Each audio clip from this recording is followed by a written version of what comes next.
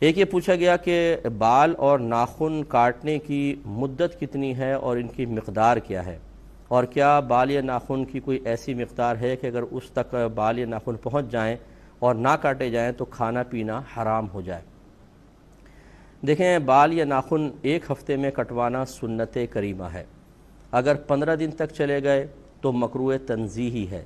مکروہ تنزیہی اس فعل کو کہتے ہیں جس کو شریعت نے ناپسند تو کیا ہو، لیکن وہ ناپسندیدگی اتنی نہ ہو کہ اس کا کرنے والا گناہگار ہو جائے۔ یعنی 15 دن تک دیر کرنا ناپسندیدہ ہے لیکن گناہ نہیں۔ لیکن اگر کوئی 40 دن تک بال یا ناخن نہ کاٹے تو اب وہ گناہگار ہوگا، کیونکہ 40واں دن سمجھ لاسٹ لمٹ ہے، اس کے بعد دیر کرنا مکروہ تحریمی ہوگا۔ اس لیے جو موزیر ناف وغیرہ ہیں یا ناخن وغیرہ ہیں، بہتر تو یہ ہے کہ ایک ہفتے کے اندر کاٹے جائیں، جو سنت کریمہ ہے، اور یہی انبیاء علیہ السلام کا طریقہ بھی رہا ہے۔ زیادہ ہو جائے تو 15 دن، اس سے اوپر کوشش کریں کہ نہ جانے دیں، لیکن پھر بھی کوئی مجبوری ہے، کوئی توجہ نہیں رہی، کام میں مشغول انسان زیادہ ہے، تو 40 سے اوپر تو ہرگز نہیں ہونا چاہیے، ورنہ پھر گناہ ہوگا۔ تو یہ اس کی مدت ہے۔ مقدار جو ہے، ناخن جو ہیں، مرد ہوں یا عورت، ہماری خواتین بہنیں سمجھتی ہیں شاید لمبے ناخن رکھنا ہمارے لیے شرعاً جائز ہے، کیونکہ وہ سمجھتی ہیں زینت کا سبب ہے، ہاتھ ذرا خوبصورت نظر آتے ہیں، نیل پالش وغیرہ لگاتی ہیں تو دور سے ہی بڑی خوبصورتی نظر آتی ہے۔ لیکن حقیقت یہ ہے کہ نبی کریم صلی اللہ علیہ وسلم نے ناخن بڑھانے کی ممانعت میں مرد اور عورت دونوں کو شامل فرمایا ہے۔ تو اس لیے فرمایا کہ جو لمبے ناخن رکھے گا اس میں شیطان اپنا ٹھکانہ بنا لیتا ہے۔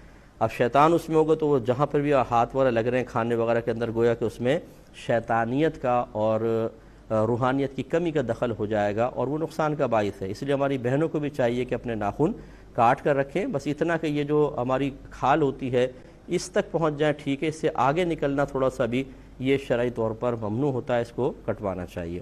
خدمت میں گزارش کر رہے تھے کہ بال یا ناخن ایک ہفتے میں کٹوانا سنت کریمہ، 15 دن تک دیر کرنا مکروہ تنزیہی، اور 40 دن کو کراس کر جائیں تو مکروہ تحریمی ہے، گویا کہ اس سے پہلے کروانا ضروری ہوتا ہے۔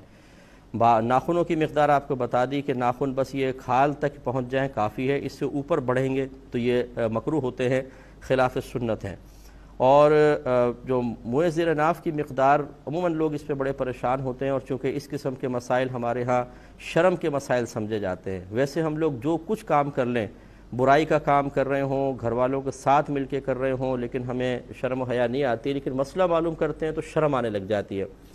تو یہ اچھی طرح یاد رکھیں کہ ناف کے نیچے سے صفائی شروع کریں گے، اور رانے اس میں شامل نہیں اور پیچھے کا حصہ اس میں شامل نہیں، باقی جتنا ناف کے نیچے کا حصہ ہے تمام حصے کی صفائی کرنا سنت کریمہ ہوتا ہے۔